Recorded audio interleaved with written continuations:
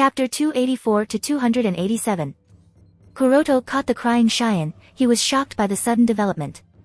But before he could do something, there were some things he needed to confirm. So Kuroto looked towards the Umbu member with an inquiring gaze. The Umbu who escorted Cheyenne said, "We found her and the guard entering the land of fire. Upon checking their identity, we found 2 scrolls. One was addressed to Hokage-sama, and the other was addressed to you, sir. The girl was ardent that she needed your help, so Hokage-sama ordered to bring her here." Kuroto nodded and asked, "Where is the scroll that was addressed to me?" Umbu replied, "It is with the girl." Kuroto nodded while rubbing the back of Cheyenne's head to calm her down and ease the sudden burst of her emotions. At this time, the Umbu ninja spoke, "If there's nothing more, then I will take my leave, sir." After the Umbu disappeared with a body flicker, Kuroto carried Cheyenne and looked at the second kid who was quietly standing at the side. The second kid was a little older than Cheyenne, probably around the same age as Itachi, and he also had a reliable aura similar to Itachi. He was carrying a longbow, a quiver on his back which probably held a dozen arrows, and a sword strapped on the left side of his waist. His clothing was also very dirty and torn, his glasses cracked affecting his vision, but there was unspeakable perseverance in his eyes, which did not go unnoticed by Kuroto. "Follow me," Kuroto said while carrying Cheyenne, and walking into his house. After leading the two into his house, Kuroto handed both of them 2 cups of hot tea to warm them up and then asked, "Cheyenne-chan, what exactly happened? Don't be worried, speak slowly." The status of Miko is already explained, and since Sandim-sama directly ordered the Umbu member to escort Cheyenne to his house, coupled with the fact that the first reaction Cheyenne had as soon as she saw Kuroto greatly worried him, as such, Kuroto must understand some things before taking any action. Kuroto doesn't think that there is anything that could threaten Miko-sama enough that she felt such a crisis and had to resort to sending away her daughter to Konoha. After all, even if she feels that the enemy is difficult to fight against, all she has to do is keep the barrier of the Miko's palace activated and then wait for the reinforcements from the other great shinobi villages. Even someone as strong as Morio can't breach that barrier, so it is hard to believe that. Before Cheyenne could speak, her attendant and bodyguard, whose name is Teruho, said, "It was Yomi and his cultists. They have again appeared and launched a coup in the land of demons." Kuroto was taken aback, and said, "This is impossible, their leader Yomi is dead. I killed him myself." Teruho shook his head. "At first we also thought the same, even Miruko-sama thought the same, so our vigilance was down. There were no prior signs of any of their movements. But suddenly out of the blue they appeared and hit the entire land of demons, much critically than ever." Kuroto said, "That shouldn't be possible, Yomi is dead, and I can be sure of that. Is it possible that a new leader has emerged from somewhere?" Yomi was personally killed by Kuroto, so it was impossible that he suddenly appeared out of nowhere unless Yomi had the ability to come back from death, which Yomi doesn't. And Kuroto can only think that it shouldn't be Yomi, so the only likely possibility is that it is someone else. Teruho said, "While we were on the run, we once saw him from the distance. He is really alive." At this time Cheyenne nodded and said, "Yes, I saw too, that bad guy didn't die. How could it be possible?" Kuroto clearly remembered severing Yomi's head, even all his chakra signs had disappeared, so how could Yomi be alive?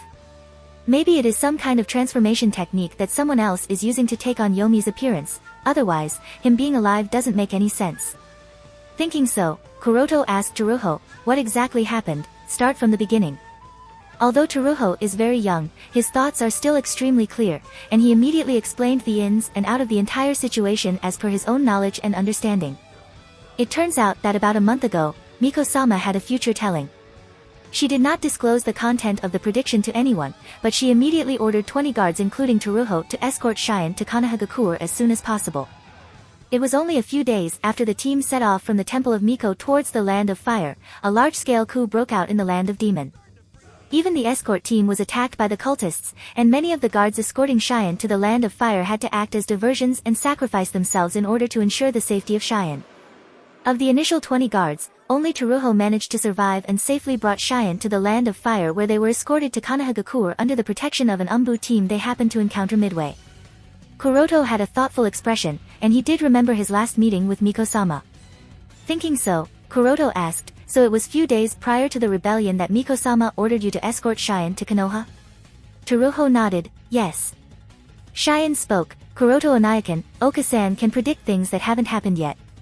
Teruho also nodded, "Yes, Miroku-sama can indeed predict things, so this arrangement is probably based on her prediction." Kuroto nodded. He obviously knew of this ability of Miko-sama, but Kuroto does not care about Miko-sama's predictions. What he cares about is the arrangements that she has made. Why send Cheyenne to Konoha? More precisely, why send her to him? Even the scroll sent by Miko-sama does not state anything other than a line of text which says, "Do not come to the land of demons, and please protect my daughter Cheyenne." After much deliberation, Kuroto felt that he needs to look into this matter a little deeper, despite Miko-sama's warning. If Miko-sama saw her own death, and there was no way to save herself, then it was obvious that she would be unable to protect Cheyenne, and since Kuroto and Miko-sama share a relationship akin to sensei-student, so it does seem reasonable of her to entrust Cheyenne to him with such an important task of protecting her daughter. Therefore, it is understandable that Miko-sama sent Cheyenne to Konoha. But one thing is still very doubtful. Even if Yomi is not dead, he shouldn't have been able to amass such a level of power that would cause chaos in the entire land of demons in such a short period of time. After all, last time I clearly eliminated his entire cult. Unless, Kuroto suddenly stopped and his eyes widened in realization, unless, he is backed up by some organization, such as the Akatsuki. This makes more sense, and Hirako is most definitely involved here. But if Akatsuki has intervened, then I am afraid. Oh no. Miko-sama's Fuinjutsu is extremely strong, true. She can even be regarded as the most proficient Fuinjutsu master currently alive, but that's the thing, Miko-sama is only good at Fuinjutsu, she is not a combatant like other shinobi. As such, if Akatsuki somehow managed to make their way past the enchantment barrier, then it would be impossible for just her and the ordinary soldiers to stop Akatsuki members. Thinking of this, Kuroto looked at Cheyenne with a guilty expression. Now even if he understands that there is no more possibility to save Miko-sama, and even if Miko-sama has instructed him to not come to the land of demons, Kuroto must go to the land of demons and confirm the situation. Thinking so, Kuroto asked Yui to take care of Cheyenne and Teruho and went to his study room. Coming to his room, Kuroto sent a small scroll to Shinichi with the help of Kasai. The scroll regarded few questions that Kuroto needed the answer to. If Akatsuki is really involved with the riots of Land of Demons, then Shinichi should have received some news. Kuroto did not have to wait much as Shinichi's response came soon enough. Kuroto opened the scroll and read, "The missions we all are performing are different, so I do not have much information about the ongoing events in the Land of Demons."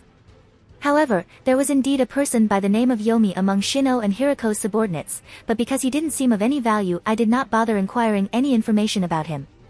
Looking at the message, Kuroto shook his head helplessly.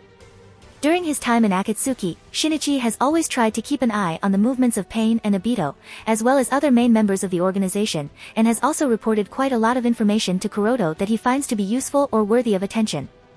But for inconspicuous and disposable subordinates like Yomi who have no importance, and don't even have the strength of a jonin, Shinichi never bothered to care about them. And Shinichi would obviously not bother to waste his and Kuroto's time by giving out information about people he doesn't even care about. Well, there's nothing that can be done about it, this is Shinichi's nature. Moreover, being a spy in an organization like Akatsuki is also not easy. If he is discovered, then there would be consequences. Anyway, from the information he received from Shinichi, many of the doubts in Kuroto's heart were cleared. Yomi is Shino's and Hirako's subordinate, which means that he was somehow saved or probably revived by either of them. This means that the riots in the Land of Demons do involve Akatsuki, but one thing that Kuroto is glad about is that the riots probably only include Shino and Hirako, not the entire Akatsuki. And the fact that Yomi can entice Hirako and Shino to help him in this chaos is probably through Morio, the demon who was sealed by Miko-sama. This is the best explanation since Shino has been creating an artificial bijou called Reibi. One of the biggest hurdles in creating an artificial bijou is to obtain a good enough source of chakra, and Morio is obviously a good chakra source if you ignore the dark chakra he has. Therefore, it is not unreasonable for Shino to be tempted. Moreover, Morio's dark chakra somehow works better for him because his Reibi project was based on dark emotions. And Hirako is Shino's teammate. Since Shino helped him in his Kekkai Genkai absorption ritual, it won't be strange if Hirako does the same for Shino. There is also the fact that Hirako needs to gain combat experience, so Hirako also probably participated in this action. And there was one more thing that became clear to Kuroto. Yomi was able to survive despite having his head beheaded must mean that he has mastered some sort of special healing or regenerative technique, and it is that very same special technique that Hirako used during his Kekkai Genkai absorption ritual, which allowed him to survive even the disintegration and cell collapse. Anything else doesn't make much sense. With these things clear, now comes the pressing matter. Should I heed to Miko-sama's instruction and not go to the land of demons, or should I go to the land of demons, despite Miko-sama's clear warning? Thinking of the debt he owes to Miko-sama, Kuroto did not need to think this more than once. I must go to land of demons, and I must go there as soon as possible. Before receiving clear news of Miko-sama's death, Kuroto could not sit back with peace of mind, as such he must go to the land of demons. If it's possible to save Miko-sama, then save her, but if she is already dead, then she must be avenged at least. After making up his mind, Kuroto made all the preparations, told Yui to take care of Cheyenne and Teruho in his absence, and rushed towards Shirsue's home in the Uchiha clan territory. Shirsue, who was eating his meal, was taken aback by Kuroto's sudden appearance in front of him, and almost choked on his food. Unable to breathe, Shirsue beat his chest a little and immediately drank plenty of water to swallow down the food, and spoke after taking some deep breaths. Kuroto-san, you almost killed me just now.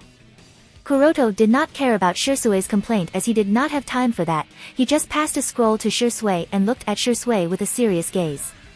Shirsue realized the seriousness of Kuroto and asked, Kuroto-san, what happened? Kuroto did not speak much and stated simply, I am going to the land of demons, I will leave the village affairs with you. Shirsue was shocked and asked, wait, what? Did I hear correctly? You are going to the land of demons? But why? Kuroto said, yes, you heard me correctly. This matter is very important and requires my attention. Although there is no news yet, Miko-sama's life is in danger, and the land of demons is probably in chaos. This news will most likely spread to the other villages soon enough, and their respective forces will intervene, but that will still take too long. This matter also involves Morio, and we can't be careless when dealing with the ghost army consisting of hundreds of thousands of stone soldiers. The spies of various villages are obviously planted in all the countries, so it won't be strange if the surrounding countries become aware of the events that are happening in the land of demons. Shirsue asked, Should I come with you? Kuroto shook his head, no, you stay in Konoha. The village lacks high-level combat personnel to deal with emergencies. Moreover, I am not even exactly sure of the exact situation that the land of demons is facing. There are also chances that Akatsuki might target Konoha, so if both of us are absent at the same time, then situation will only worsen. Shirsue said, I understand. After instructing Shirsue, Kuroto came to Sandem-sama's office. Hyuga Kuroto, I was wondering how long will it take for you to come? Sandem said as he put down the document and looked at Hyuga Kuroto. Kuroto kneeled in front of Sarutobi Hiruzen and said, Please forgive me for making you wait, Sandem-sama. Sandem nodded and spoke, so what did the daughter of Miko of the land of demon had to say? Kuroto did not speak much, just took out a scroll and passed it Hokage-sama. Hiruzen took the scroll and read the information recorded in it. As he was reading the content written in the scroll, his gaze hardened and his brows twisted in a deep frown. He has already read the information from the scroll sent by Miko to him, but this here only makes the situation worse. So that's your conclusion about the events happening in the land of demons? Asked Sandem. Kuroto nodded, yes, Hokage-sama. Alright, and what do you plan to do now? Asked Sandem. Since the life and death of Miko-sama is unknown, so the investigation must be carried out, and I would like to volunteer myself to go to the land of demons. Said Kuroto after taking a deep breath. Sandem was surprised and asked, and why do you want to volunteer? Moreover, what relationship do you have with Miko? As soon as her daughter came to Konoha, she was ardent to meet you. Why is that the case?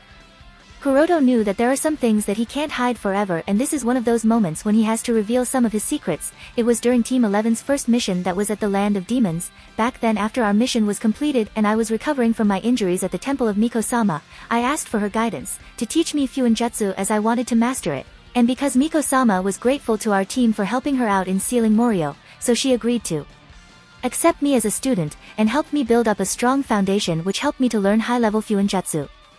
So Miko-sama is also my sensei, and I will have to make sure that I save her, and if saving her is no longer an option, then her death should at least be avenged. Sandem considered Kuroto's words, and now he also understood how Hyuga Kuroto suddenly developed a high talent in Fuinjutsu that even rivaled and surpassed Yondaime Hokage. Of course, talent and hard work are necessary, but without a solid foundation, reaching such a level is not easy. Miko's Fuinjutsu proficiency is indeed famous, and receiving her guidance does make it possible. At the same time, Sandem also looked at Hyuga Kuroto in a new light. To receive the guidance of Miko of the land of demons is not a joke. In terms of status alone, she is no inferior to the daimyo of a country, and the fact that Hyuga Kuroto is a disciple of such a person makes his background more difficult to be touched politically. Moreover, it was Team 11's responsibility to eliminate Yomi and his cult, but it appears that we clearly failed, so if something were to happen to Miko-sama, then the responsibility will fall on Konoha's shoulder. As such, we have to be hasty and make sure that we try our best to salvage the situation if possible. Sandame nodded with a serious expression. In a situation where several missing ninjas of Konoha are causing chaos throughout the shinobi world, the last thing Konoha needs is the blame for the death of Miko of the Land of Demons. Sai, you are right. But I am afraid that I won't be able to spare any manpower to follow you. Sandame said helplessly. I am aware of the troubles that Konoha is facing, and I don't request any reinforcements. The situation of the Land of Demons is not clear enough, so it would be best that we hold back a little and let someone do some investigation and then resolve the matter using that piece of intelligence. Kuroto obviously knew this, and frankly, he doesn't really want anyone to come with him because that would not only slow him down but also be a burden. Sandame groaned a little. It is not hard to judge that Hyuga Kuroto has grown quite strong in the past years. The kid is probably the strongest in the Hyuga clan, even surpassing the level of Hizashi and Hayashi, which means that he is already an S-class shinobi, so he should be safe unless he encounters a siege from members of Amatsukami or Akatsuki, right? Kuroto did not interrupt Sandame while he was in thought, because he was confident that Sandame would agree to his request. After a little deliberation, Sandame nodded. All right, you are tasked with the investigation of the events of Land of Demons. Your priority will be to save Miko if possible, otherwise eliminate the person responsible for her death. While you are gone, I will arrange a temporary member to the Team 11 in your place to ensure the protection of Uzumaki Naruto. Thank you very much, Hokage-sama. Kuroto said, and got up to leave. As Kuroto was about to open the gate, Sandame suddenly said, Hyuga Kuroto, I hope that you wouldn't disappoint me, unlike Orochimaru. Kuroto's steps came to a sudden halt as he was really surprised by the sudden words. He didn't look back, but asked lightly, what brought this on Sandame-sama? Sandame shook his head, and said, nothing, I just felt that the mistake I made in not being a proper guide to Orochimaru should not be repeated. You have proven yourself to be an excellent shinobi, and I hope that you will not lose yourself in the pursuit of power. The desire to be strong is not wrong, zealous in learning things and acquiring knowledge is not wrong either. There is nothing wrong with treading untraveled paths, but what one must always be careful is not to lose oneself for the sake of his pursuits. Otherwise, those pursuits are not worth it. The world we live in is cruel, and without a doubt, if one is not strong enough then he won't be able to survive, but that's no reason to give up everything for the sake of some perfunctory power. I hope you will keep these words in mind. Kuroto turned around, deeply bowed towards Sandame, and said, I will always keep your words in my heart. I hope you do. Sandame nodded and signaled him to depart. Kuroto nodded and without wasting any more time he left the Hokage building and went out of the village secretly. After coming to an isolated place and repeatedly verifying that he wasn't being followed, Kuroto activated the Tenseigan chakra mode and flew towards the Land of Demons. Kuroto's speed with the Tenseigan chakra mode was extremely fast and it only took him 4 days of day and night travel to arrive at the Land of Demons. When Kuroto sneaked into the village where the temple of Miko was located, he was surprised to find that the temple as a whole was intact, and it seemed as if no cruel or offensive battle took place here, but unfortunately, that was not the case with the rest of the country that Kuroto passed through on his way here, as it was razed by the ghost army. Countless corpses lied across various parts of the country, and several villages burned up. And although there was no damage to this particular village, there was a heavy bloody stench still lingering here. Moreover, there was also no enchantment barrier protecting the temple from outside intruders.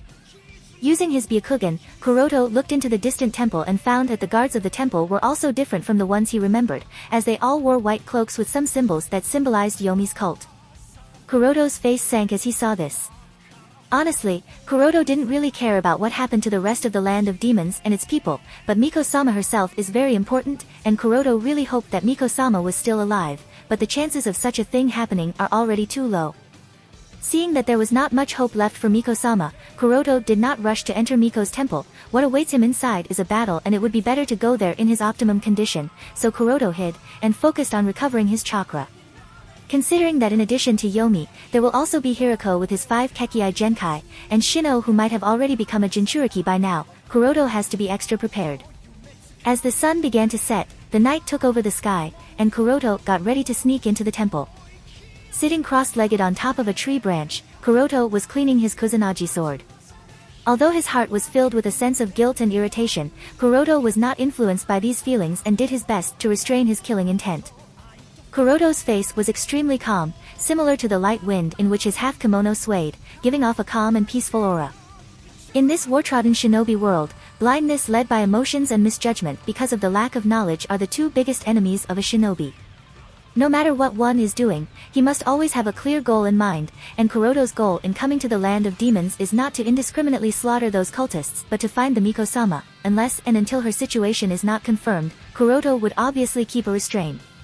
Besides, it's not like these cultists will be able to live to see the next sun, so Kuroto was patient, as he knew that these people didn't have much to live anyway. Looking in the direction of the temple, Kuroto's expression condensed. As the night fell, the village darkened, and rows of bright lamps that used to illuminate the Miko's temple were no longer there. Instead, there was gloomy red lights lighting the walls of the temple. Although the cultists are still patrolling through the walls and corridors non-stop, their vigilance was undoubtedly lower compared to the daytime, giving a perfect opportunity to sneak inside. But Kuroto still did not act rashly. He was patiently waiting for a better opportunity that he knew would present itself soon enough. As the night darkened, the patrolling formations began to disorganize. The guards at various outposts also yawned one after another. The quiet night coupled with a colorless, tasteless and odorless sleeping gas of extremely low potency that was flowing inside the temple with the night breeze prompted the guards to drop their vigilance. "It's time," muttered Kuroto as he slowly got up, and immediately disappeared from his position. Like an unnoticeable and untraceable shadow, Kuroto sneaked into the shadow of the outer wall, passed the sleepy guards one after another, avoided some of the active ones, and in just a few moments he was already at the inner temple. Kuroto lived here for a few days at the time of recovering from his injuries, therefore, even if he did not know the entire structure of the temple, Kuroto was more than familiar to move around the temple and also knew where to look for what he was searching. Passing through several corridors, Kuroto arrived near a broad passageway. Looking forward to the left turn that leads to the left passage, Kuroto muttered, "Miko-sama's residence is in the core areas of the temple. Let's start searching from there, as the most likely place where I will be able to find something should be in her private quarters." Walking through the broad passageway, Kuroto further walked through several corridors and arrived at the place he had to be. As for the reason why he was not stopped midway by anyone, it's easy. Kuroto simply used the transformation technique on himself to look like one of those cultists. The place he stopped was just before the corridor where Miko-sama's sleeping quarter was located. As for the reason why Kuroto stopped here, because there were about 16 cultists in this small passageway. Such tight security of her sleeping quarters. Is it possible that she is still alive and kept on house arrest in her sleeping quarters? Thought Kuroto. If that is true, then Kuroto must hurry.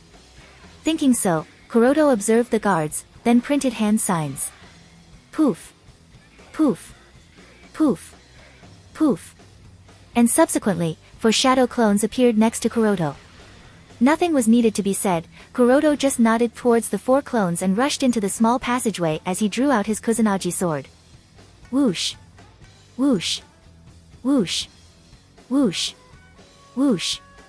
Kuroto and his 4 clones rushed out at the very same instant, and with extremely high speed all 5 of them rushed towards their intended targets. Even before the enemy noticed them, 5 were already dead. As the enemy noticed the intruders and hurriedly took out their weapons, 5 more were dead, and the very next instant 5 more were dead. The last one of the cultists knew that he won't stay alive for much longer and tried to alert the other guards in the temple. "It's an N," however, that was all he managed to speak as a sword that came flying towards him pierced him through his mouth, effectively nailing him on the wall, and he was dead all of a sudden. With all the guards neutralized, the 4 clones disappeared in clouds of white smoke, while Kuroto indifferently walked towards the last guard who was nailed on the wall. Without even looking at him, Kuroto drew out his sword from the other party's throat and walked past him towards the gate of Miko-sama's sleeping quarters. When he arrived in front of the gate, Kuroto noticed several fuinjutsu techniques printed on the gate. Kuroto studied their mechanism and their roles in split seconds, and since they were already deactivated, so Kuroto did not bother tempering with them and pushed open the gate. As the gate opened, Kuroto did not rush inside, but stayed outside and carefully observed the area with his Tenseigan. Aside from a simple regal residence, which includes furnishings and other things that were probably necessary for Miko-sama's living, there doesn't seem to be anything strange or out of the ordinary in the area. Strange, no one is here. But what confused Kuroto, even more, was that there was no one inside. So, what was the purpose of keeping so many guards here? Kuroto initially thought that even if Miko-sama is not imprisoned inside, he should at least find Yomi here, but it appears that Kuroto was wrong. Carrying his Kusanagi sword, Kuroto walked inside, but as soon as he entered inside, Kuroto noticed some miniature signs and looked up at the roof. The roof of Miko-sama's sleeping quarter was very high. By a mere estimation, Kuroto guessed that it was probably about 30 meters high. At the center of the hexagon's-shaped roof was a beautiful crystal chandelier. And the minute chakra signs that Kuroto felt were coming from the crystal chandelier. If it was someone else, they may not notice these minute chakra signatures, but Kuroto with his Tenseigan easily noticed them. In the vision of his Tenseigan, the core part of the crystal chandelier contained energy, and this energy was a mixture of chakra and natural energy. It was similar to the Ryumyaku's gourd artifact that Kuroto keeps with him. Whyish! Just as Kuroto was about to float upwards to further satiate his curiosity about that core crystal, a golden light suddenly lit the chandelier, and the very next moment, the shadow of a familiar figure came out of the core crystal. This familiar figure was none other than Miroku, the Miko of the Land of Demons. Staring at the translucent figure before him, Kuroto asked, "Miko-sama, your state?" Miroku nodded. "As you guessed, Kuroto-kun, this is part of my spirit body that I sealed inside that crystal chandelier." "Right." After a nod, Kuroto's face had that guilty look, and he bowed towards her. "Please forgive me, Miko-sama, I failed in killing Yomi." The fact that Miko-sama's spirit body was before Kuroto clearly means that she is already dead. And this obviously made Kuroto sad. After all, the other party is like his teacher. And it was his failure that killed her. If he had killed Yomi, neither Miko-sama would have died, nor the Land of Demons would have been destroyed. Miko-sama saw Kuroto's guilty appearance and smiled gently. "You don't have to blame yourself, Kuroto-kun. Some things just cannot be changed." Kuroto asked, "Was it related to a prediction?" Miko nodded and said, "In the past few years I have delved deeper into future telling, and now instead of just predicting my death, I am able to see some other things too. For example, reactions influenced my own actions in the attempts of trying to change the fate. And trust me, when I saw my death, I thought of many ways to change them, but every method had several other consequences, and they were much worse than what you see happening to the Land of Demons and me, so I choose death instead of cheating it anymore." "What?" Kuroto was shocked, and immediately asked, "Could you explain more?" Miko-sama shook her head. "From all of my research, I have come to realize that it's better to not meddle with time and fate until you become independent of it, or at least, strong enough to resist the passage of time and the lines of fate. So it is still not the right time for you to learn these things, Kuroto-kun. Maybe you will have a better opportunity in the future if you persevere." Kuroto was silent after hearing Miko-sama's words. At this time Miko-sama said, "Besides everything, I am still very happy. I was supposed to have died at that time, but you and that Uchiha child did not let me die, and I was able to be a part of Cheyenne's childhood. Although I feel a little saddened leaving her now, I am still content with the time I spent with my daughter. So you do not need to blame yourself. If anything, I should be grateful to you for giving me the opportunity to watch over Cheyenne. You may not be able to imagine what this means to a mother, so I am telling you that this was something that I will remain eternally grateful for, and no amount of effort will ever be able to repay this favor." Miroku is very clear, even if Kuroto saved her as a part of a deal he made with her, but this still did give her the opportunity to spend a few years with Cheyenne, watch over her, and love her. Kuroto sighed. Parental love is unconditional. At this time, Kuroto said, "You left behind a part of your soul. Were you waiting for me?" Miko-sama nodded with a knowing smile. "Yes, I knew you will come." Kuroto asked, "Even after you sent that warning through the scroll?" "Of course." Miko-sama nodded, and said, "I knew you will come regardless." Kuroto was with a curious expression. Was it also a prediction? Miko-sama shook her head and said, "With Ryumyaku by your side, predicting your future is no longer possible." Kuroto was taken aback and asked, "Why is that?" "Why is that?" asked Kuroto. Miko-sama thought a little and then said, "Although I am not exactly sure, it is probably related to the high amount of natural energy that Ryumyaku contains." Kuroto frowned. "Because of natural energy?" Miko-sama nodded. "I am not certain, but that's the most logical explanation. Ryumyaku contains a very high portion of natural energy, and since you are something like a Jinchuriki of the Ryumyaku, so your state is very close to nature, and the predictions, prophecies, and future telling targets individuals, not nature as a whole. As far as I think, predicting the course of nature is not possible, so as long as you have Ryumyaku, predicting your future should be impossible. So, according to you, Ryumyaku makes me immune to all the prophecies, predictions, and future telling?" Kuroto muttered. Miko-sama nodded and added, "But that's just a hypothesis of mine. I have no conclusive evidence to be sure whether this hypothesis is correct or not." Then Kuroto asked in confusion, "Okay, I understand that, but then how were you so sure that I would come regardless of your warnings? Miko smiled, I did not send my daughter to be under your protection just for nothing. There is something we call trust and understanding, and as cliché as it may sound, you can say that I had faith that you would definitely come. Kuroto was embarrassed and said, when I learned that Yomi was not dead and launched a rebellion in the land of demons, I couldn't rest easy, regardless of your warnings. The Kuroto explained how he killed Yomi, beheaded Yomi the last time. Miko-sama had a thoughtful look after listening to Kuroto's words and explained, even if Yomi is not strong as a shinobi, he was blessed with many forbidden and dark techniques by Morio, so perhaps whatever technique he used to survive even after being beheaded must be through one of those techniques. Kuroto said, maybe that's the case, but regardless of everything, I will kill him this time without any error. Miko-sama sighed, he is present in the temple, and I would suggest you be very careful of him. I know you are strong but still be careful. His state is completely different from what it used to be before. Kuroto frowned, completely different?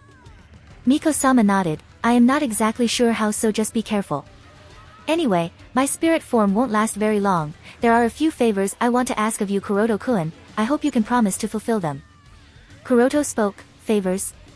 Please tell me, if I can then I will try to what I can. Miko-sama asked, have you brought that scroll that I sent to you? Kuroto nodded and took out that scroll, here it is. Miko-sama looked at the scroll in Kuroto's hand and said, follow me. Kuroto followed and arrived near a bookshelf that was half filled and half empty. Miko-sama said, place that scroll on the third empty shelf of the fifth row. Kuroto nodded and placed the scroll at the position where Miko-sama said. Based on the development of things now something must happen, Kuroto was waiting in anticipation but nothing happened. Kuroto was confused and looked at Miko-sama with a frown. Miko-sama seems to have noticed Kuroto's confusion and said, that was just the first step, now I will tell you the order in which you have to arrange all the books and scrolls, and you will follow. Kuroto raised an eyebrow in a frown but seeing that Miko-sama was serious, he nodded nonetheless. And the rearrangement process of the shelf started, 4th scroll on the 7th shelf of the first row to the 6th empty shelf of the second row, 9th book on the 4th shelf of the 5th row, to 11th shelf of the 8th row, and so on. After all the rearrangement was carried the bookshelf, a cluck sound was heard. At this time Miko-sama said, open that cabinet. Kuroto nodded and opened the cabinet. What came out of it was not some secret treasure nor some kind of secret scroll, in fact, it contained nothing. But Kuroto's gaze was still on the cabinet as a pattern was drawn on the cabinet with the insignia of Miko carved at the center of the pattern. While Kuroto was studying the pattern, Miko-sama was silent. She believed that she didn't need to explain to Kuroto what that pattern is. After understanding the pattern, Kuroto turned towards Miko-sama and asked, few drops of your blood, as well as the name of the first Miko, will be 2 components required to complete the seal. Miko-sama nodded and said, pick out the 19th scroll from the last shelf of the bottommost row. Kuroto did as she said, unfolded the scroll. The scroll had a lot of text written on it, but what surprised Kuroto was that the text was of red color along with a light fragrance of iron coming off from the pages. This scroll is written from my own blood. Now I will show you a specific sealing pattern. You have to perform that specific pattern on top of the page. Said Miko-sama and performed the sealing pattern. Kuroto looked at the pattern and after she was done, Kuroto printed the same sealing pattern on the page. As the sealing pattern was completed, all the red ink printed on the scroll came to life and started collecting at the center point. From the center point which soaked that part. But soon enough the red ink seemed to be defying gravity and started rising up, and soon enough a small drop of red blood was floating in the midair. It was constantly changing shape, like an ether. Now place your fingertip below that drop of blood and use it to complete the seal. Said Miko-sama. Kuroto did as instructed, and put the drop of blood on the top of Miko's insignia printed at the center of the pattern. Next is the name of the first Miko. Spoke Kuroto. Her name is Oinari. Miko-sama said. Kuroto was shocked, but calming himself, he drew Oinari's symbol to complete the seal.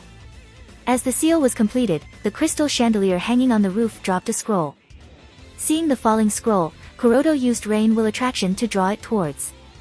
As Kuroto caught the scroll, he looked at Miko-sama for further explanation. Miko-sama said, open it. Kuroto nodded and unfolded the scroll, and inside he was able to see several things stored inside, so this was a storage scroll.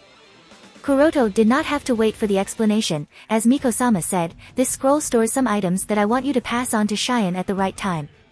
Kuroto nodded, okay, I think I can do that. Miko-sama pointed at one of the symbols and said, "First is the crown of Miko. Cheyenne will be required to have it when she inherits the position of the next Miko. This crown will also help her better control her powers. You have to pass it on to her when she reaches adulthood." Kuroto nodded, "Alright." After that, Miko-sama again said, "Second is the Mystic Bell. Please pass it on to Cheyenne as soon as you return to Konoha, and make sure to instruct her to always carry this bell with her." Although Kuroto did not know much about this crown of Miko, Kuroto did have some impression of this mystic bell. Kuroto vaguely remembers that Cheyenne was able to perform various techniques using the bell she carried with her. Curious about the mystic bell, Kuroto asked, "If I am not wrong, this is a sealing artifact. Why does Cheyenne need to carry this with her? Would it not limit her Miko powers?" Miko-sama nodded, "Yes, the mystic bell will seal her Miko power, but that's necessary. After my analysis, I have come to understand that Cheyenne is most definitely a child with the most potential. Her powers are too strong for her own good. Her powers are more of a curse than a blessing until she is ready to wield them, so in order to not inadvertently hurt others or cause a disaster for others, it is better to seal them until she is ready." Kuroto was highly surprised, but he decided not to ask too much for now. At this time, Miko-sama said, "Third items are the scroll of Miko's Fuinjutsu. There are 5 scrolls, pass them to her in the order of their numbering as per her progress. I have helped her build up the necessary foundation to master Miko's Fuinjutsu, so it should be fine to give her the first scroll immediately. And the last items are these vials of elixir. There are 5 vials stored inside. I have already given 1 vial to Cheyenne a few months back. Give one of those vials to her when she is 10 years old, and the second at the age of 14. As for the last 2 vials, you can use them as you see fit. I give them to you as a gift," said Miko-sama. Kuroto nodded and then asked, "What is the role of these vials of elixir?" Miko-sama explained, "This elixir has been passed down in the Miko's lineage, and it is necessary to help us activate and enhance our bloodline sealing abilities. It also helps us develop an understanding of nature as well as allows us to gain a passive control over the natural energy." Kuroto was stunned, and exclaimed, "Does that mean that as long as someone takes this elixir, he can master how to use Senjutsu chakra?" Understanding nature, controlling natural energy, learning to use Senjutsu chakra are all necessary steps to master Sennin mode. And once someone masters Sennin mode, he can directly step into the realm of a Super Kage. Even in the original series, Uzumaki Naruto, who had just learned Sennin mode, was able to combat Rikudo pain. Miko-sama laughed. "For the descendant of Miko lineage it is indeed possible, but for other people?" "What about for other people?" Kuroto asked eagerly. Miko-sama said, "For others, the effects will mostly be limited. At most it will help them improve their perception of natural energy. As for whether those individuals can control natural energy is another matter altogether. An elixir will not play any role in that, but it will have a passive strengthening effect and maybe improve their talent towards nature to some degree. But that's just it." After hearing Miko-sama's explanation, Kuroto sighed. "Is that all?" "Sigh, it seems there are no shortcuts to master Sennin mode," muttered Kuroto while folding back the scroll and putting it inside his shinobi bag. Miko-sama said with an apologetic tone, "I know that a ninja of your level doesn't care about monetary things, so I did not bother to prepare those. I hope you don't mind." As soon as he heard Miko-sama say this, Kuroto opened his mouth like a fish, but no words came out. He did not even know what to say. Kuroto is too poor now. What he lacks most and needs most is money. Because of lack of money, all his experiments have also come to a halt, and he is left with no choice but to make do with the female fire clone. Tap, tap. Miko-sama was confused by Kuroto's sudden change, but before she could ask anything, sound of footsteps approaching came from the outside. Kuroto frowned and activated his Tenseigan. Miko-sama said anxiously, "It's Yomi, he must have noticed that you sneaked in here." Kuroto also noticed that it was Yomi, and his lips arched in a cold smirk. "Just right, now I wouldn't have to bother searching for him." Miko-sama anxiously said, "There is one more thing you need to know. A man named Shino has swallowed Morio, and he must be on his way toward Cheyenne now. If he is allowed to swallow the powers of Miko from Cheyenne, then he will gain unimaginable power, so you have to protect Cheyenne from him. He must not be allowed to get near Cheyenne." Kuroto asked, "Alright, I will rush out as soon as I kill Yomi, and what are you going to do, Miko-sama?" Miko-sama said with a bitter expression, "The chakra that my spirit contains won't stay much longer. Time is running out for my spirit, Ev." Before Miko-sama could finish her words, the gate of this room was pushed open and a gloomy voice came. "I knew you will come, Yama. I have been waiting for you. Now come, and be prepared to die." "Who are you?" The gloomy voice stopped midway, and looked at Kuroto with a confused expression. "Wait, I recognize that face. You are Hyuga Kuroto of Konoha, right? What are you doing here?" Wait, are you Yama?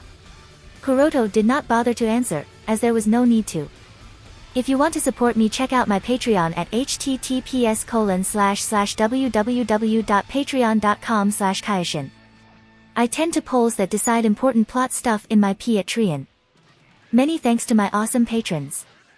Nicholas Berenger, Ben Phillips, Yamatancho, Taco TSK, Yuki, Surge 1301.